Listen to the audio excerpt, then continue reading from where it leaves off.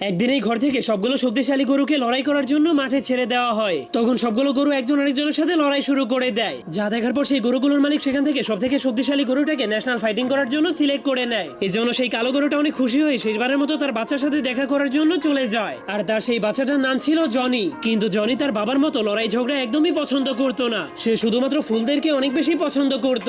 এই জন্য সে তার বাবাকে লড়াই করতে যেতে নিষেধ করে দেয়। কিন্তু তার বাবা তাকে বুঝিয়ে বলতে শুরু করে প্রতিটা গরুরই একমাত্র স্বপ্ন হলো সে একদিন লড়াই করে চ্যাম্পিয়ন হবে। আর আমি যখন চ্যাম্পিয়ন হয়ে ফিরে আসবো তখন আমি তোমাকে আমার লড়াইয়ের সব স্পেশাল টেকনিক গুলো শিখিয়ে দিব।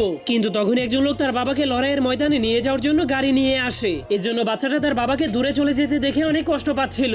এরপর লোকটা গাড়িটাকে বন্ধ করে দিলে গাড়িটা তার বাবাকে নিয়ে শহরের দিকে চলে যায়। এজন্য জনি প্রতিদিনই তার রুমের মধ্যে বসে বসে তার বাবার ফিরে আসার অপেক্ষা করতে শুরু করে। কিন্তু সে অনেকদিন ধরে অপেক্ষা করার পরেও তার বাবা আর ফিরে আসছিল না। তখনই হঠাৎ করে সে একটা গাড়ির আওয়াজ শুনতে পেয়ে অনেক খুশি হয়ে বাইরে চলে যায়। কিন্তু সে বাইরে গিয়ে দেখতে পায় যে এই গাড়ি